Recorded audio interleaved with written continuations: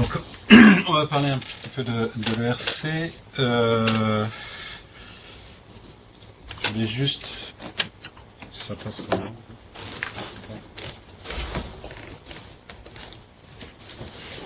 Ah bon, d'accord. C'est un peu rustique. Donc, je voulais juste vous présenter le point de contact national parce que bon, c'est quand même des gens que vous pouvez contacter à tout moment.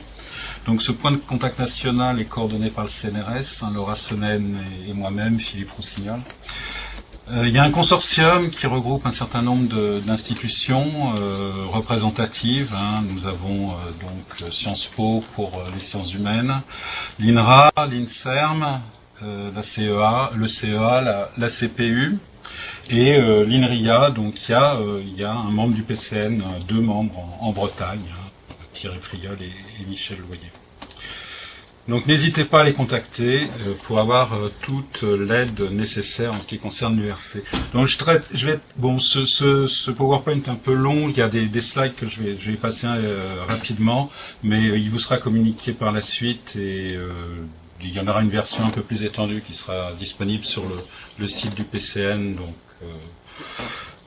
voilà, essentiellement l'ERC fait partie du pilier 1 et est assez bien doté puisque le budget de l'ERC c'est à peu près 17% du budget d'Horizon 2020. Ceci dit, il y a 83 autres pourcents qu'il ne faut pas négliger. Le seul critère pour l'ERC c'est l'excellence et il s'agit de financer de la recherche exploratoire. Alors, recherche exploratoire, ça ne veut pas dire uniquement recherche fondamentale, ça peut être aussi de la recherche appliquée.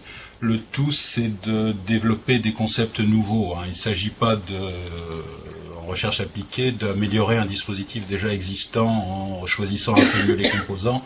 Il s'agit de proposer une nouvelle façon d'aborder le problème et cette façon qui ouvrira de nouveaux horizons. Donc les chercheurs sont la clé de voûte de l'édifice puisqu'il s'agit d'une approche du bas vers le haut. C'est un programme blanc. Chaque chercheur propose l'idée qu'il a envie de développer et charge à lui de convaincre ses pairs qu'elle mérite d'être financée. On s'adresse donc à tous les domaines de la science et de la technologie. On part des sciences humaines et sociales, en passant par les sciences de la vie, et on finit vers les sciences dites dures, les sciences mathématiques, physique, chimie, ingénierie, des choses comme ça. Alors, au niveau de l'organisation, bon, c'est un peu l'originalité de l'ERC. Sa politique est définie par un conseil scientifique de 22 membres, qui agit en toute indépendance, indépendamment de la Commission européenne et indépendamment des États membres. Ce qui veut dire que ce conseil détermine la politique, les appels, les règles des différents appels.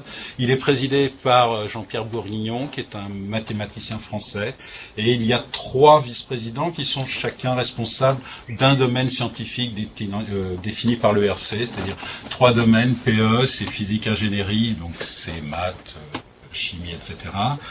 LS, sciences de la vie, et SH, sciences humaines et sociales. Et bien sûr, il y a une agence administrative dédiée qui s'appelle l'ERCEA, qui est chargée de la mise en œuvre des décisions du conseil scientifique.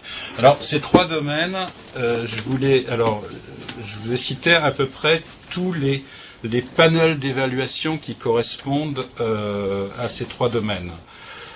On ne va pas les citer tous, je voulais juste vous attirer votre attention sur leur dénomination. Si vous regardez en haut à gauche le panel PE1, il s'appelle mathématiques, c'est-à-dire toutes les mathématiques, en passant des maths pures aux maths appliquées. Donc si vous regardez aussi par exemple le panel SH6, là tout en bas de la diapositive, c'est un panel qui est dédié à l'histoire. Et en parlant de la paléontologie, en passant par le siècle des Lumières, et en finissant à l'histoire moderne, l'histoire de la décolonisation. C'est donc des spectres très larges, et dans chaque panel, vous allez avoir une quinzaine de membres qui vont couvrir ce spectre large. Donc des panels, ça agit en généraliste, et ça, c'est une dimension qu'il ne faut pas méconnaître. Une autre dimension à ne pas méconnaître, c'est la composition des panels. Là, vous avez à peu près les nationalités des membres de panel qui étaient actifs lors du 7e programme cadre. On ne va pas gloser sur les chiffres, mais vous vous rendez compte que toute l'Europe est présente, et même hors Europe, il y a des Américains, des Japonais, des Australiens. Donc les panels sont largement internationaux, hein. Ce ne sont pas des panels français. Donc ça, c'est aussi une dimension qu'il faudra garder en mémoire. Alors je vais vous parler un petit peu des résultats français rapidement. Simplement, concentrez-vous sur le diagramme de droite qui représente les poids des soumissions françaises aux appels jeunes chercheurs, donc starting ou consolidator, en bleu, et appels chercheurs confirmés en rouge. Et on voit que les soumissions françaises pèsent entre 8 et 10% au niveau européen.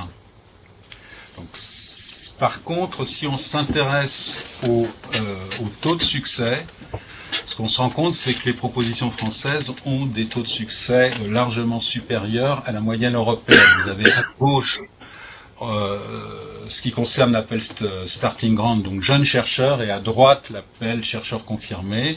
En bleu, les taux de succès français, et en vert, les taux de succès européens. Donc c'est vraiment systématique, hein, et notamment au niveau des jeunes chercheurs, il y a un différentiel important entre les taux de succès français et taux de succès européens. Ce qui veut dire que la moralité, hein, c'est que les Français proposent des projets très intéressants et très compétitifs, mais qu'ils n'en soumettent pas assez.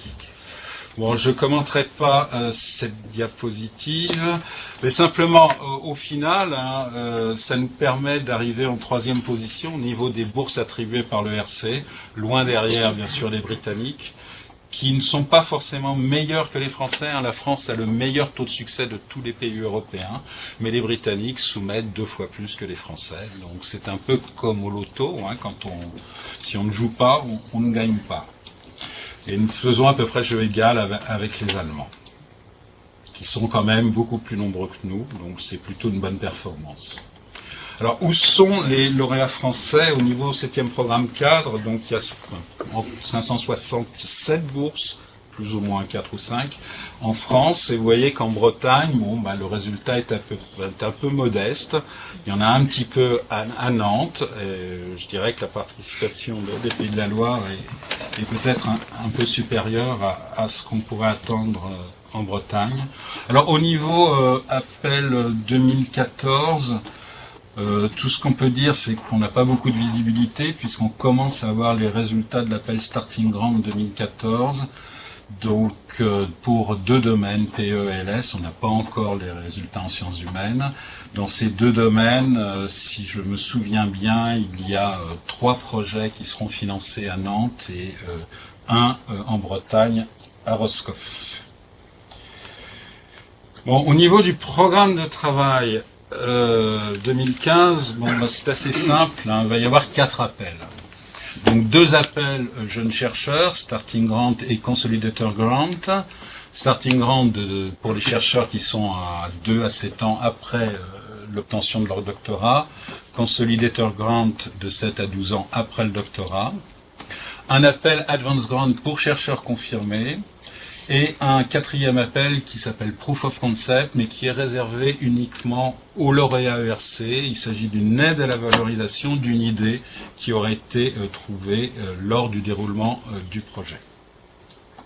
Alors la petite nouveauté 2015, c'est que jusqu'à présent, chaque domaine, PE, LS, CSH, avait un budget prédéfini par le conseil scientifique.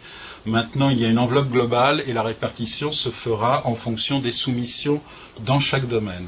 Alors ça, c'est une constante, hein. L'ERC maintenant travaille vraiment à pression constante.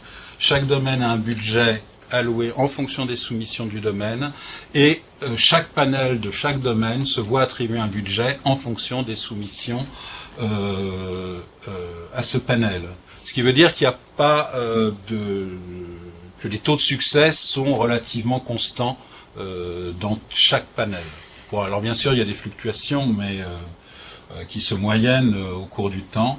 Donc il n'y a pas de stratégie vraiment à avoir au niveau choix de panel en disant bah tiens tel panel je vais avoir plus de chance. Non, ce n'est pas vrai.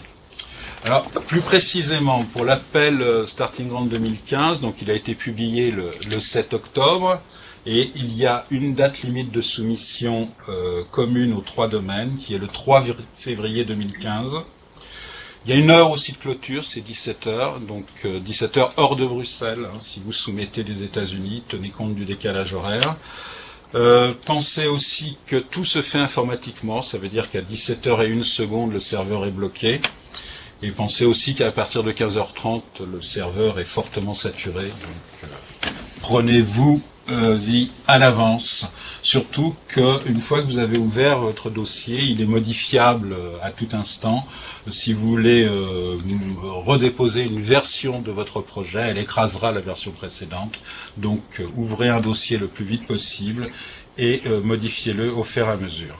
Au niveau du montant de la subvention, pour les Starting Grants, c'est donc 1,5 million pour 5 ans, qui est la durée maximum d'un projet ERC, sachant que vous pouvez proposer des projets de 4 ans ou de 3 ans, mais bien sûr, le montant maximum de subvention est déterminé par la durée du projet. C'est à peu près 300 000 € par an. Vous pouvez obtenir 500 000 € supplémentaires pour 3 raisons bien déterminées. Ou quand le chercheur vient d'un pays tiers, alors pays tiers au niveau Commission européenne, c'est un pays qui n'est pas fait pas partie de l'Union ou qui n'est pas un pays associé à Horizon 2020. Donc pour ces chercheurs qui viennent s'installer en Europe, il y a un supplément de 500 000 €. De même, si vous avez besoin d'acheter un gros équipement, vous pouvez bénéficier de ce supplément de subvention, qu'il faudra justifier, bien sûr, ce n'est pas automatique et ce n'est pas, si votre gros équipement fait 400 000 €, vous payez 400 000 €. Et d'autre part, si vous avez besoin de payer des droits d'accès à des grandes infrastructures, vous pouvez bénéficier de ce qui est appelé Startup Cost. Pour les consolidateurs, l'appel vient d'être publié le 13 novembre, date limite le 12 mars 2015, 2 millions pour 5 ans et l'enveloppe supplémentaire est de 750 000 €. Alors, je voulais vous présenter cette diapositive qui a été faite sur l'appel 2013, sur les appels 2013. Il s'agit des nombres de soumissions en fonction de la date, en fonction du nombre d'années qui a suivi l'obtention de l'appel. Alors si vous partez de la gauche, vous voyez que le nombre de soumissions augmente et vous avez un maximum à 7 ans après la thèse. Donc ça veut dire que les candidats Starting Grant soumettent beaucoup plus, 6 ans ou 7 ans après la thèse. Et vous avez la même tendance pour les candidats consolidators tout de suite après. Vous voyez que ça augmente aussi et vous avez un maximum vers 11-12 ans. Bon, et pour les advances, la tendance est beaucoup plus plate. Donc la question qu'on peut se poser, c'est est-ce qu'il y a une stratégie, est-ce qu'il faut attendre? Eh bien, la réponse est non. Là, vous avez les taux de succès Starting Grant. Donc, clairement, 2 ans après la thèse, il est un peu inférieur à la moyenne, 4% au lieu des 10%. Et à partir de 3 ans, ce taux de succès est tout à fait constant. Vous avez à peu près la même tendance pour les consolidateurs. Bon, 7 ans après la thèse, il est un petit peu plus faible, mais à partir de 8 ans jusqu'à 12, 13 ans. Alors 13, 14 ans, ce sont des gens qui ont obtenu des prolongations pour diverses raisons qu'on spécifiera plus tard. Vous voyez qu'il n'y a pas de stratégie à avoir sur la date sur le moment de soumettre. Le moment crucial, c'est quand vous avez votre idée, quand elle est mûre. Parce que pensez qu'on vous demande des idées originales et qu'une idée originale en 2014, elle ne le sera peut-être plus en 2016. Donc si vous êtes prêt, si vous avez une bonne idée, il ne faut pas hésiter. Pensez qu'un panel est constitué de scientifiques qui sont conscients, qui savent que le CV d'un candidat n'est pas le même 2 ans après la thèse que 7 ans après la thèse, et ça, ils en tiennent compte. Bon, au niveau chercheur confirmé, donc l'appel sera publié le 10 février 2015 avec une date limite de soumission le 2 juin 2015. Il y aura à peu près 280 bourses d'attribuer. C'est notamment notablement supérieur à ce qu'il y avait en 2014, qui était limité à 200 bourses. Au niveau de la subvention, elle se monte à 2,5 millions pour 5 ans, avec une enveloppe supplémentaire de 1 million pour les 3 mêmes raisons que pour les autres appels. Bon, je vais passer rapidement sur Proof of Concept, donc qui est une aide à la valorisation réservée aux lauréats ERC. Ce qu'il faut bien penser en ce qui concerne cet appel, c'est que qui sera évalué, bon, bien sûr, l'idée à valoriser sera validée ou non, mais ce qui sera vraiment évalué, c'est le plan de valorisation. Voilà. Les évaluateurs ne sont pas des scientifiques, mais des spécialistes de la valorisation. Alors, il y a 3 dates limites au cours de l'année. Si vous soumettez avant la première date limite, vous pourrez éventuellement resoumettre à la 2e et à la 3e en cas d'insuccès. Au niveau des critères d'éligibilité, il y a une nouveauté pour ces appels 2015, c'est que jusqu'à présent, la référence temporelle était la date de publication de l'appel qui fluctuait d'une année à l'autre. Pour assurer une visibilité et pour permettre aux candidats de planifier un peu leur candidature, le Conseil scientifique a décidé de prendre, à partir de 2015, comme date de référence le 1er janvier de l'année des appels. Donc pour les appels 2015, 1er janvier 2015, pour les appels 2016, ça sera le 1er janvier 2016, etc., etc. Ce qui fait que pour candidater à l'appel Starting Grant, il faut avoir obtenu son doctorat entre le 1er janvier 2008 inclus et le 1er janvier 2013 inclus. Pour être éligible à l'appel Consolidator Grant, il faudra avoir obtenu son doctorat entre le 1er janvier 2003 inclus et le 31 décembre 2007 inclus. Au niveau obtention du doctorat, il y a 2 dates en fait en France. Il y a la date de soutenance et la date à laquelle le diplôme est émis. Le RC s'engage à considérer la date qui favorise le plus le candidat. Avec un petit bémol, il faut que les 2 dates ne soient pas trop distinctes. Ça veut dire que si entre la date de soutenance et la date d'émission du diplôme, il s'est écoulé 1 ou 2 ans, ça va poser un problème. Mais s'il n'y a que quelques mois, le RC essaiera d'arranger les choses au maximum. Au niveau critères d'éligibilité pour les chercheurs confirmés, il n'y en a pas. N'importe quel chercheur, à n'importe quel moment, peut candidater. Même si vous avez 1 an après votre thèse, vous pouvez candidater à l'appel Advanced Grant. Vous n'aurez peut-être pas beaucoup de chances de succès, mais vous pouvez le faire. Quant à l'appel Proof of Concept, il faut être lauréat RC, il faut que le projet soit terminé depuis moins de 1 an à la date de publication de l'appel, c'est-à-dire le 7 novembre 2014. Au niveau des extensions de la fenêtre d'éligibilité, donc il y a 3 raisons essentielles. La dernière raison, service national, a de moins en moins cours en France, mais ça peut se produire. Donc service national effectué après le doctorat. Au niveau des congés pour enfants, alors au niveau des congés de maternité, il n'y a plus aucune limite. Jusqu'à présent, cette prolongation était limitée à 4 ans et demi, c'est-à-dire à 3 enfants. Maintenant, tous les enfants comptent. Et pour une femme, donc, qui a un forfait, c'est 18 mois par enfant. Il faudra le justifier, mais simplement en joignant à votre dossier un extrait d'acte de naissance ou une photocopie du livret de famille. Pour les pères, c'est un peu plus strict. Il s'agira ils ne seront pris en compte que les congés effectivement pris.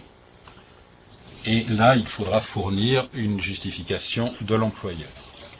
Vous pouvez aussi augmenter la fenêtre d'éligibilité en cas de maladie longue. Alors, une maladie longue, ça a entraîné des congés supérieurs à 3 mois. Congés qui peuvent concerner le porteur de projet, mais tout membre de sa famille, que ce soit des enfants, des parents ou des conjoints. Au niveau de la justification, c'est pas très clair, puisque c'est surtout au niveau des enfants, parents et conjoints pour l'instant, on n'a pas grande visibilité de savoir comment ça va être justifié. Bon, si vous avez un certificat de l'employeur, c'est pas plus mal. Et je ne sais pas, à l'heure actuelle, il n'est pas encore de retour pour savoir si un certificat médical est suffisant. La nouveauté 2014, c'est une nouveauté qui est apparue lors du programme de travail 2014, qui concerne les limitations de resoumission. Bon, dans les années 2012-2013, il y a eu surtout au niveau des jeunes chercheurs, une augmentation assez notable du nombre de candidatures, ce qui a entraîné mécaniquement une baisse du taux de succès. Et le conseil scientifique ne veut pas que le taux de succès baisse trop. Il était autour de 8-9% en 2014, et ça, c'est pour eux la limite minimum acceptable. 3%, c'est pas raisonnable. Et ils veulent essayer de la stabiliser autour de 10-12%. Pour cela, ils ont mis en œuvre des critères assez durs. C'est-à-dire que si en 2014 vous avez soumis un projet et qu'il a été noté C, il y a 3 notes possibles, A, B, C. Si votre projet a été noté C, vous ne pourrez pas candidater cette année, en 2015, ni en 2016. Vous pourrez uniquement candidater aux appels 2017. De même, si en 2014 vous avez eu une note B, que ce soit à l'étape 1 ou l'étape 2 de l'évaluation, l'évaluation se fait en 2 étapes, vous ne pourrez pas candidater en 2015, mais uniquement en 2016. Et vous ne pourrez candidater en 2015 que si vous avez obtenu la note A. Bon. Très rapidement, parce qu'on n'a pas beaucoup de temps, si vous avez décidé de candidater, la première chose à faire, c'est de lire. De lire un certain nombre de documents, essentiellement 2. D'une part, le programme de travail de l'ERC 2015. Vous y trouvez un peu énoncé l'esprit des appels ERC, et aussi beaucoup d'informations sur l'évaluation.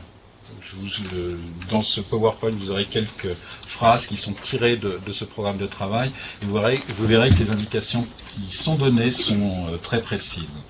Lisez aussi le guide du candidat, qui s'appelle maintenant Information au candidat. Donc il est déjà paru. Et là, la démarche de réalisation du dossier de candidature est très très bien expliquée du début jusqu'à la fin. Donc ce sont 2 documents à lire vraiment obligatoirement. Vous pouvez aussi, il y a un guide de l'évaluateur, ça peut être intéressant à lire. Bon, pour les candidats, pour le chercheur confirmé, bien sûr, l'information au candidat n'est pas disponible, mais l'appel 2015 n'étant pas essentiellement différent de l'appel 2014, on peut déjà commencer à lire l'information au candidat 2014 qui, elle, est disponible. Bon, au niveau des profils, il n'y a pas de grande surprise. Au niveau des jeunes, ce qu'on veut, c'est qu'ils soient excellents et surtout indépendants. Et c'est cette indépendance qui sera pas mal évaluée. Il y a différentes façons. Ce que l'ERC ne veut pas, c'est que un groupe de recherche se serve d'un jeune pour essayer d'acquérir des financements supplémentaires.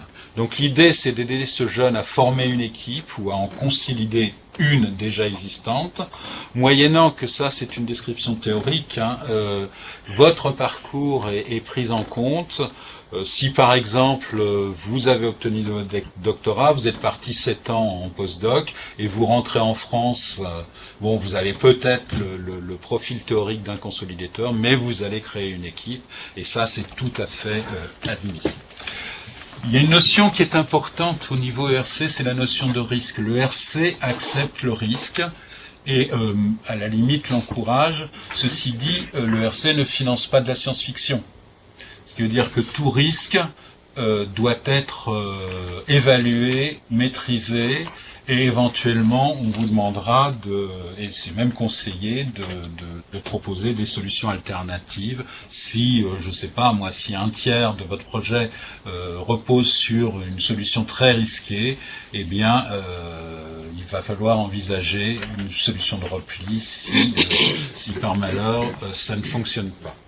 Au niveau Advanced Grant, ce qu'on demande essentiellement, c'est que le chercheur ait une forte reconnaissance international et qu'il propose un projet de recherche novateur. Il ne s'agit pas de financer uniquement des activités qu'il mène tranquillement depuis une vingtaine d'années.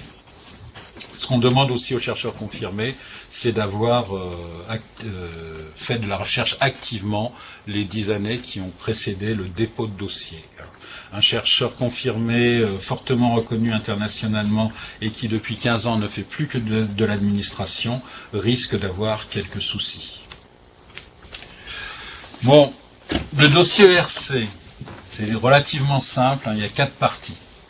Alors regardez un petit peu la droite de ce dispositif, c'est ce qui concerne la partie scientifique du dossier. 2 parties, B1 et B2, et vous voyez que ces 2 parties font en tout 24 pages. Donc, et au niveau projet, donc sciences pures, c'est 20 pages. 15 pages de projet et 5 pages de résumé détaillé. Donc 20 pages qui peuvent rapporter entre 1,5 million et 2,5 millions. Ça fait pas mal de la page et ça vaut le coup quand même d'y travailler un petit peu.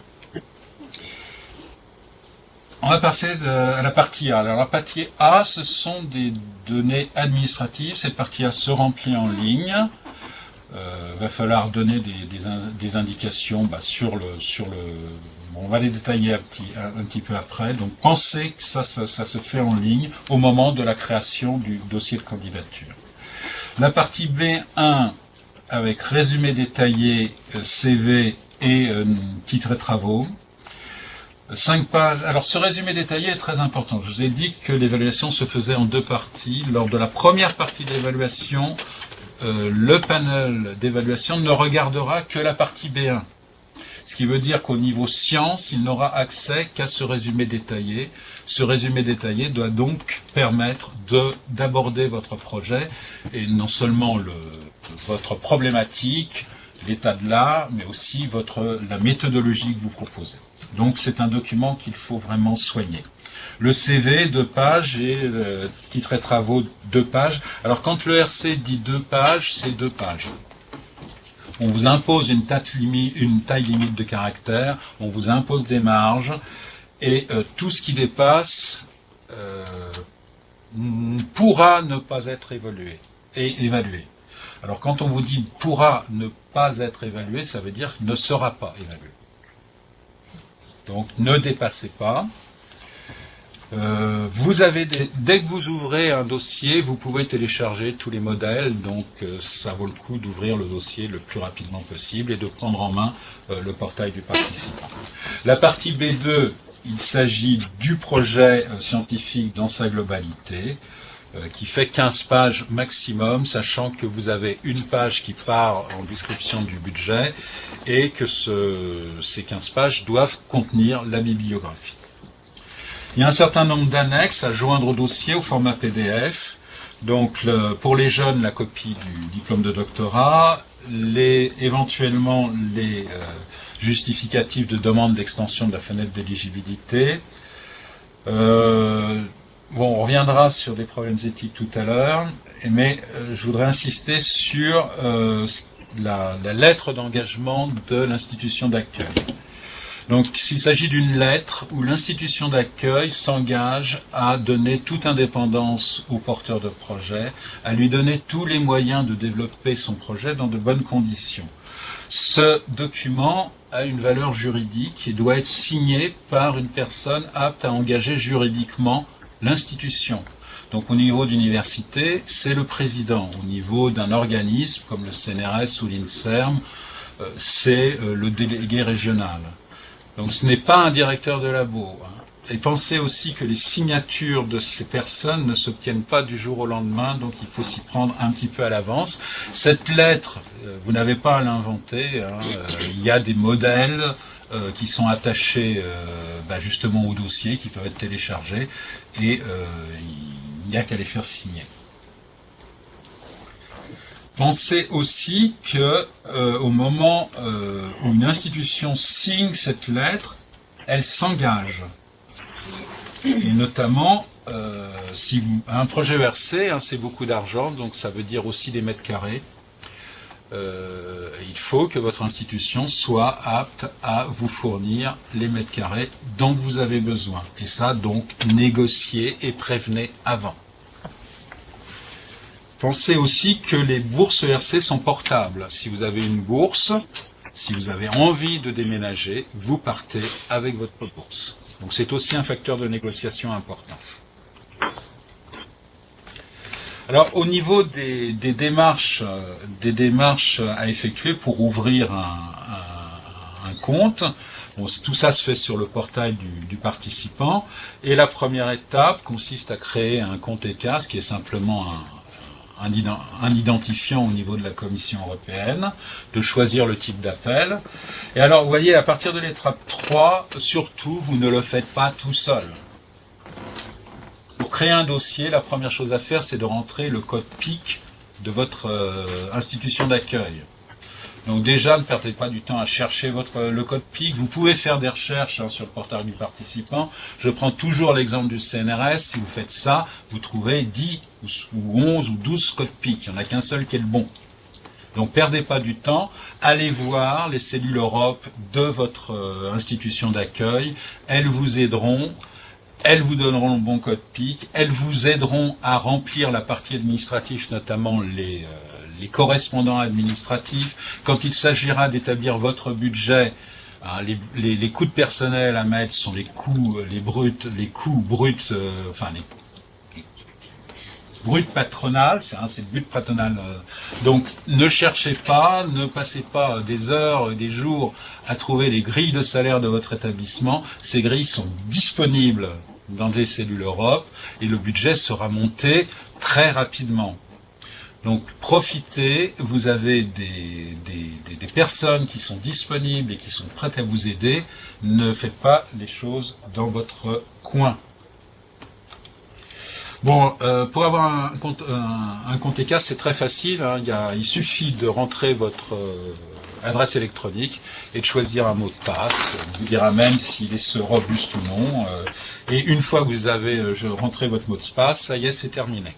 Et ce compte, il va vous servir pour toutes vos interactions avec la Commission européenne. Si vous déposez une candidature dans un autre programme, ça passera par cette identification et vous avez aussi accès à tous vos dépôts. Il y a une précaution à prendre, c'est de visiter le site de l'ERC. Bon, je vous donnerai, vous l'avez sûrement déjà fait, mais je vous donnerai l'adresse après. Il y a énormément d'informations à trouver sur ce site. Bon, vous avez un lien direct avec les appels ouverts, mais vous pouvez regarder, par exemple, le bandeau supérieur. Là, il y a un item qui s'appelle Projects and Results. Là, vous pouvez faire une recherche de tous les projets qui ont été financés dans votre spécialité et voir si, par malheur, il n'y a pas un projet qui a été financé sur ce que vous voulez exactement proposer. Si c'est le cas, ce n'est pas la peine de soumettre. Vous pouvez aussi voir s'il y a des projets voisins qui ont été financés, ça vous permettra de vous démarquer, de montrer votre originalité par rapport à ces projets. Ça permet aussi de savoir qui a été financé dans votre spécialité et un peu d'étalonner votre candidature ou même avoir des noms de personnes qui vous pouvez éventuellement contacter pour vous aider. Vous pouvez aussi aller voir dans le même bandeau, un peu sur la gauche, Funding and Grants. Là, vous avez toute une partie qui est consacrée à l'évaluation et vous pouvez avoir accès aux membres des panels d'évaluation qui étaient actifs lors des appels précédents. Ça vous permet un peu de voir le profil des gens qui vont vous évaluer. Alors, si vous êtes candidat en 2015, allez voir les panels qui étaient actifs en 2013. Ce seront essentiellement ces membres de panel qui seront actifs en 2015, sachant qu'il y a un renouvellement toujours. Un membre de panel est actif 3 ans, alterné une fois tous les 2 ans, donc ça veut dire un renouvellement sur 6 ans. Hein. Donc ne perdez pas non plus le temps à éplucher le CV de ces membres de panel pour savoir quel mot-clé leur fera plaisir. Simplement, prenez en compte le spectre large d'un panel. Je sais pas, j'ai encore une dizaine de minutes. Bon, je reviens assez rapidement sur la partie A. Dans la formulaire A1, vous allez devoir choisir un panel d'évaluation, donc un panel principal et éventuellement un panel secondaire si votre projet est interdisciplinaire, sachant que c'est le panel principal qui déterminera s'il a besoin de faire appel ou non à des membres du panel secondaire. Vous pouvez aussi rentrer un certain nombre de mots-clés, alors il y a des mots-clés qui sont préenregistrés et il y en a d'autres qui sont libres. Ça va permettre de choisir les évaluateurs. Bon, je passe là-dessus. Bien sûr, il va falloir donner vos coordonnées. Une petite remarque au niveau de l'identification, on vous demande si vous avez un numéro ORCID ou des choses comme ça. Ce n'est pas obligatoire. Si vous en avez un, vous le mettez, mais ce n'est pas bloquant. Ces numéros servent uniquement à lever le doute en cas d'homonymie. Ça facilite un peu le travail des évaluateurs. Mais ce n'est pas une obligation. Vous avez bien sûr un formulaire A3 sur le budget où figurent tous les bénéficiaires du projet. Oui, une petite remarque sur le formulaire A4 qui est dédié aux questions éthiques. Donc la Commission européenne ne finance des projets que s'ils satisfont aux critères éthiques qui ont été définis par la Commission. Donc vous remplissez ce questionnaire avec attention. On vous pose des questions, il y a 2 réponses, c'est oui ou non. Il y a quelques questions où le champ est libre à la réponse. Alors ce questionnaire est là pour vous aider. Et là pour vous aider à détecter si éventuellement dans votre projet il risque de se poser un problème éthique. Alors ce n'est pas bloquant au niveau de la soumission. Par contre, s'il y a un problème éthique, tant que ce problème ne sera pas résolu, le projet ne pourra pas commencer. Donc ce questionnaire, il est là pour vous aider à prendre en compte d'éventuels problèmes éthiques et à essayer d'y remédier par anticipation. Si vous répondez oui à une question, il faudra joindre à votre dossier un document en papier libre où vous allez expliquer comment vous allez prendre en compte ces problèmes éthiques. Si ces justifications sont satisfaisantes, le processus s'arrêtera là. Sinon, on vous demandera d'autres spécifications au moment de la signature de la convention de subvention. Pensez que les problèmes éthiques, ce n'est pas uniquement les cellules souches ou les embryons humains. Les projets, statistiquement, les projets qui ont le plus de soucis, ce sont des projets en sciences humaines ou des projets en sciences dures. La communauté des sciences de la vie est déjà sensibilisée à ces problèmes éthiques, les autres communautés un peu moins. En sciences humaines, si vous faites une enquête, vous posez des questions, si vous obtenez des données personnelles, on va vous demander de savoir comment vous les protégez, si vous travaillez avec des pays du tiers-monde, savoir si vous n'allez pas piller ces pays, si vous allez protéger les populations, surtout si les régimes sont non démocratiques, des choses comme ça. Et en sciences dures, pensez à la nanoscience, tout ce qui est nano et sulfureux. Bon, j'ai pas beaucoup de temps, je voulais juste vous parler un petit peu du CV. Pensez que nous sommes français et que nous avons des critères franco-français qui sont largement inconnus en dehors de nos frontières. Les panels sont internationaux, donc réfléchissez un peu. HDR, à l'étranger, on ne sait pas ce que c'est. IUF, on ne sait pas ce que c'est. Les grandes écoles françaises sont inconnues. Donc, si vous utilisez des éléments de ce type, expliquez-les. Je parle toujours de l'école polytechnique, une certaine renommée en France. Des écoles polytechniques en Europe, il y en a une vingtaine. Ce sont des facs d'ingénieurs comme tout un chacun. Donc, expliquez. L'IEF, même chose, expliquez que c'est quelque chose qui est assez élitiste. Une petite nouveauté au niveau de la liste de titres et travaux. Pour un candidat starting, on va lui demander au maximum 5 publications, donc il faudra bien les choisir. On peut aussi conjuguer les publications entre CV et titre de travaux. Dans le CV, on vous demande... Ah oui, j'ai oublié de vous dire, au niveau du CV, l'ERC vous propose un modèle. Donc, c'est pas obligatoire de le suivre, mais ça peut être utile, ça facilite le travail des évaluateurs. Et vous voyez qu'on vous demande de montrer quand vous êtes allé au-delà de l'état de l'art. Donc là, vous pouvez glisser quelques publications. Donc ces publications sont là pour étayer votre candidature et pour vous montrer aussi que vous êtes la seule personne apte à mener à bien ce projet. Donc 5 pour les starting et 10 pour les consolidateurs. Bien sûr, il s'agit de valoriser votre personne. Donc si vous avez des brevets, des invitations, des prix, il faut surtout pas les oublier. Au niveau advance, l'esprit est le même. Ce qu'on demande aussi à un chercheur confirmé, c'est d'avoir aussi contribué à la carrière de jeunes chercheurs, donc d'avoir eu des étudiants et de leur avoir assuré une certaine carrière, non pas seulement les avoir utilisés. Oui, une remarque sur, et puis je vais bientôt arrêter, une remarque sur le résumé détaillé. Donc pensez que les panels sont des généralistes. Vous aurez dans un panel d'évaluation peut-être un spécialiste de votre domaine, mais 14 autres qui ne seront pas des spécialistes, sont des bons scientifiques, mais qui ne connaissent pas tous les développements de votre domaine. Donc il faut s'adresser à ces gens-là, tout le monde vote, et il faut convaincre tout le monde que votre projet mérite d'être financé. Pensez qu'un non-spécialiste a souvent du mal à appréhender ce qui est une approche nouvelle ou pas. Donc aidez-les et accrochez un peu l'attention de tout le monde, ce qui veut dire qu'il faut avoir à peu près 2 niveaux de lecture, un pour un non-spécialiste éclairé et un pour un spécialiste. Il ne faut pas que le spécialiste ait l'impression de lire un article de vulgarisation. Et bien mettre en évidence votre méthodologie.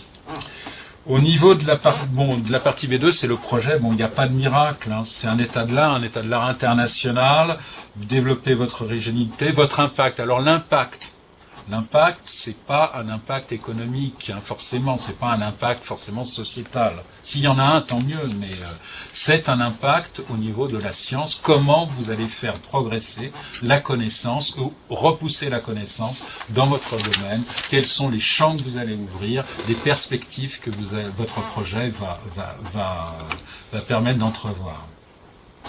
La méthodologie, va falloir la décrire, marquer des étapes intermédiaires. La notion de Work Package, de milestones n'est pas obligatoire sous ce nom dans un projet ERC, mais elle est inévitable. Donc il va falloir organiser votre projet et prévoir des étapes intermédiaires et surtout évaluer le rapport gain-risque, high risk, high gain. Au niveau des ressources, on va en parler au niveau du budget. Vous allez avoir à remplir ce formulaire. Donc c'est un budget global sur 5 ans. On vous demandera une ventilation sur période de 18 mois qu'uniquement au moment de la négociation de l'accord de subvention. Donc vous voyez que c'est un budget assez standard. Il y a des frais de personnel. Il y a des frais de mission, des frais d'équipement, il y a des consommables, des frais de publication. Alors, frais de publication, c'est des frais d'édition, peut être des frais de traduction, ça peut être des frais qui sont entraînés par l'open access. Maintenant, tous les projets ERC doivent, l'open access est obligatoire. Alors, en France, on a un certain nombre d'archives de dépôt, donc type HAL, donc ça c'est assez amplement suffisant.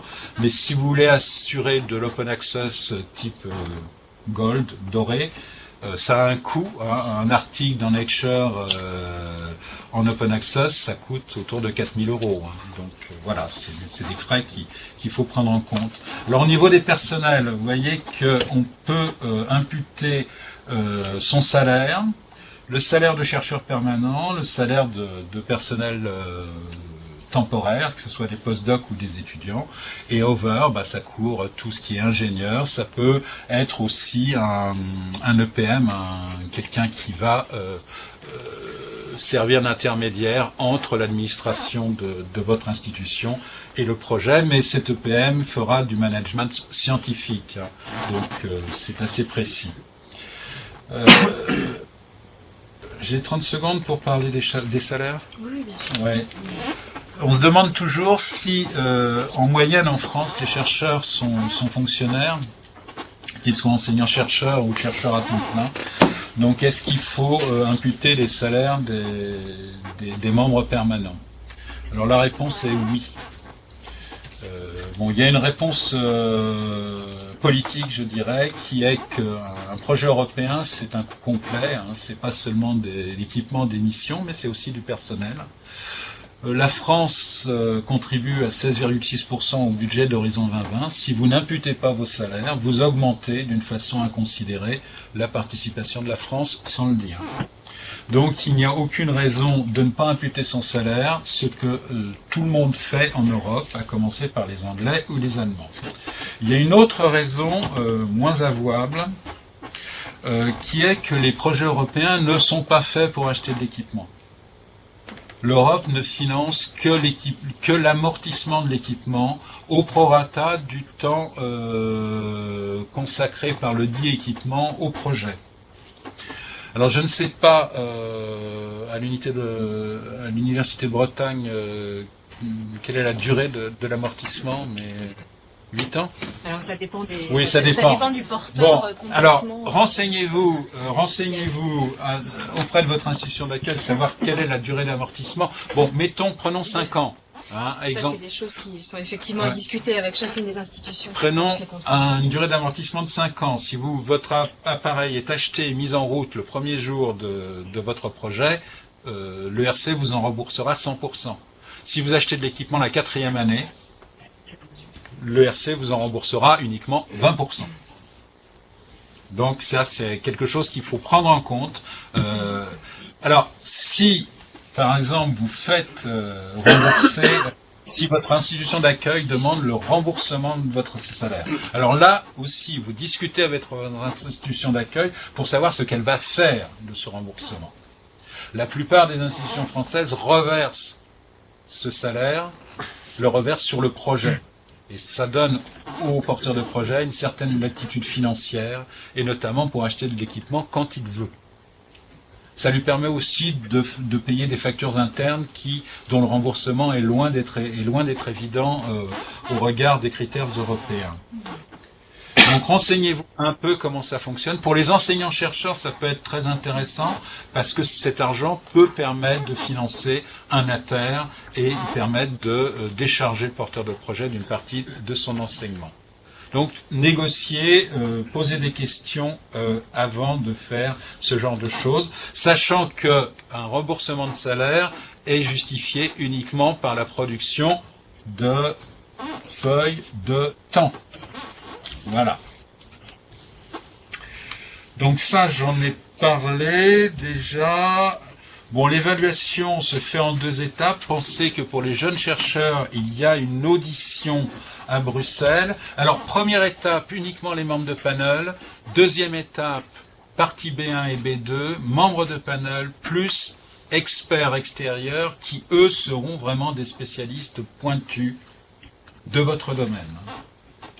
Donc une fois pour les jeunes, une fois que tous ces rapports sont arrivés, il y a une audition à Bruxelles qui est un exercice assez intéressant, je dirais. Donc il n'y a pas d'audition pour les chercheurs confirmés.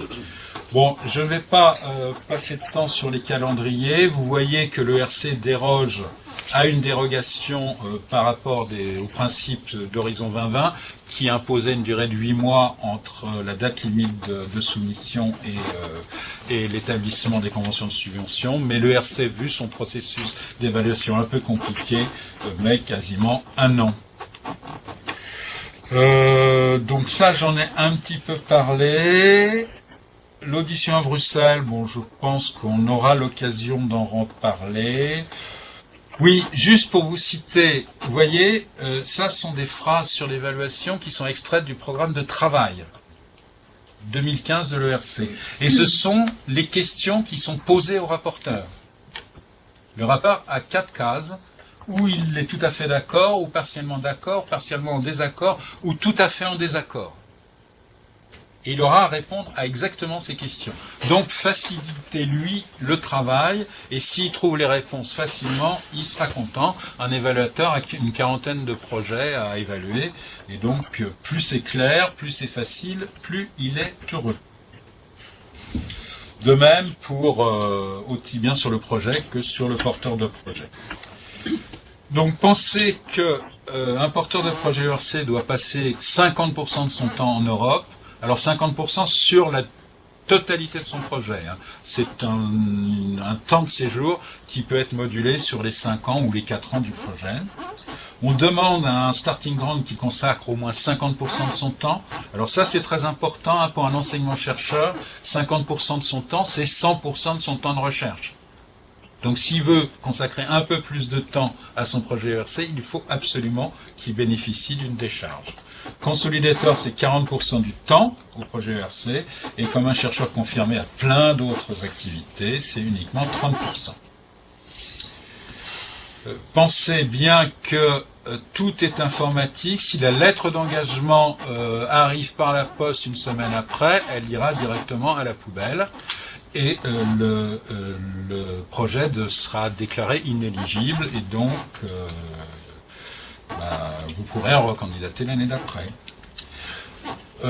Au niveau des activités du PCN, regardez notre site, on met pas mal d'informations, on met à disposition un certain nombre de documents, donc c'est toujours utile. Si vous pouvez vous abonner à un flux spécifique à l'ERC, et avoir